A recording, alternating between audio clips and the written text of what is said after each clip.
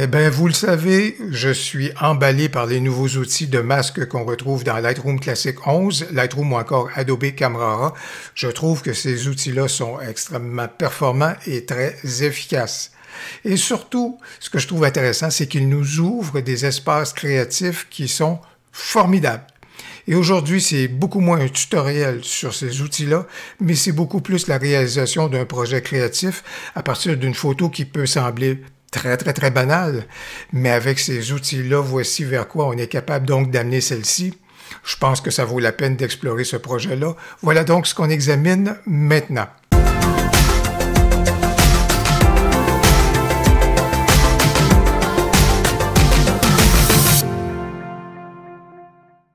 Alors aujourd'hui, le projet que je veux réaliser, c'est vraiment un projet pour démontrer tout le champ créatif qui nous est ouvert par ces nouveaux outils de masque-là, surtout la possibilité de réaliser des projets de façon tellement plus rapide que par le passé. Alors quand j'ai pris cette photo-ci, elle peut sembler être vraiment un peu nulle, un peu insipide, mais j'avais vraiment à l'esprit la capacité du logiciel pour identifier un sujet et surtout cette espèce de balai aérien-là que vous allez voir. Évidemment, on chemine vers celui-ci, mais quand j'ai pris cette photo-là, j'avais à l'esprit l'espèce de balai aérien qui est défini un peu par les feuilles. Alors, je vais demander à Lightroom donc d'identifier le sujet. Vous devinez que les feuilles, il va répertorier un certain nombre de feuilles au niveau donc du masque qu'il va créer.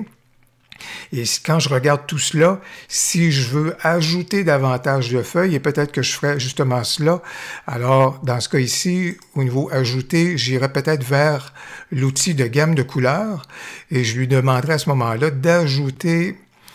Je veux surtout que ce sont celles qui ont des coloris un peu rougeâtres là, qui ressortent, donc je vais lui demander donc d'ajouter à la recension qu'il avait fait originalement, donc davantage les feuilles qui sont de couleur rougeâtre.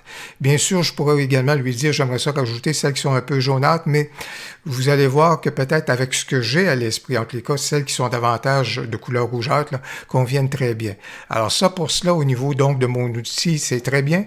Alors au niveau, qu'est-ce que je veux faire? Je veux sans doute, sur les feuilles qui ont été identifiées, je veux sans doute travailler au niveau du contraste, au niveau des ombres, peut-être juste déboucher un tout petit peu celle-ci, au niveau des noirs, je veux juste accentuer peut-être cet élément-là, au niveau de la texture, certainement, la clarté, bien sûr, je pense qu'au niveau de la vibrance, on va en rajouter passablement, et là où est-ce que je veux que ça se démarque passablement, c'est que je veux rajouter une teinte qui irait probablement dans ce registre-ci. Bien sûr, on pourra préciser le tout, mais vous voyez que j'amène ça dans cette direction-là. Et bien sûr, on reviendra sur notre premier masque peut-être pour peaufiner certaines choses. Alors donc, initialement, voilà donc le boulot que j'ai voulu donc apporter. On va donc profiter de notre premier masque pour en créer un deuxième. Alors, je vais dupliquer celui-ci. Et dans ce cas ici, au niveau du nouveau masque qui est là, ben, je vais le renommer, pour éviter toute confusion, l'arrière-plan. Donc l'arrière-plan qui est derrière les feuilles. Et dans ce cas ici, vous devinez bien vers quoi on se dirige. Alors dans ce cas ici, ce que je veux faire, c'est inverser donc le masque en question. Alors vous voyez ce qui est apporté, donc la teinte qui est apportée en arrière-plan, ça vient donc nous indiquer que le masque est à cet endroit-là. Je vais afficher l'incrustation donc qui est en noir et blanc et on voit donc tout ce qui est en blanc. Si j'apportais des modifications à cela ici, ben ça viendrait affecter tout ce qui est en blanc et mes feuilles sont donc en noir.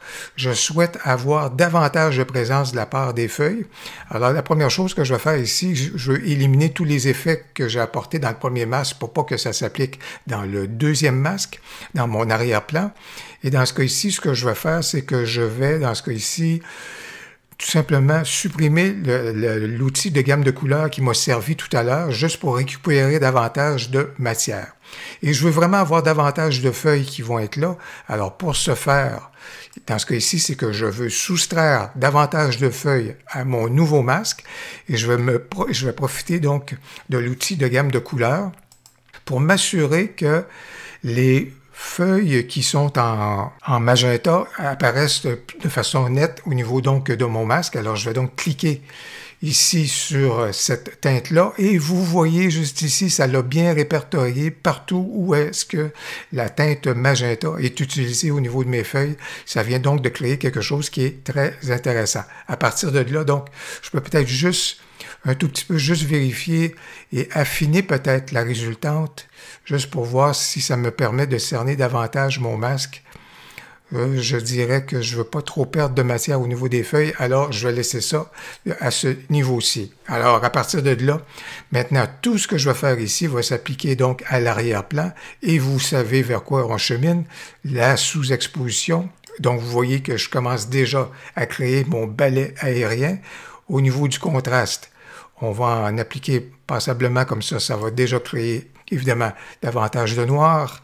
Les hautes lumières, on n'en veut pas du tout. Les ombres, on veut certainement pas déboucher les ombres. Les blancs, on n'en veut pas. Quoique, il faut juste regarder un tout petit peu si ça a un impact au niveau des feuilles. Je laisserai peut-être juste un tout petit peu de blanc. Et la touche finale, vraiment, c'est à partir avec les noirs. Vous voyez qu'en manipulant ça ici, là, vraiment, ça nous permet d'aller dans la bonne direction et de voir jusqu'où on veut vraiment éliminer donc certains des endroits donc dans notre photo. Je vous dirais que j'en resterai fort probablement à cela ici. Au niveau de la texture, bien sûr, pour l'arrière-plan, on n'en veut pas du tout. Et au niveau de la clarté, on n'en veut pas non plus. Et des fois, on peut profiter de la correction du voile, justement pour en rajouter, parce que ce que c'est en définitive, c'est du contraste. Mais dans ce cas ici, ça nous est pas très utile. Alors, vous voyez comme c'est là, vraiment mon balai aérien, c'est beaucoup, beaucoup précisé. Et on va être en mesure d'apporter donc la touche finale à ce balai aérien-là. Pour finaliser notre balai aérien, on a tout simplement besoin de se créer un masque pour notre pinceau.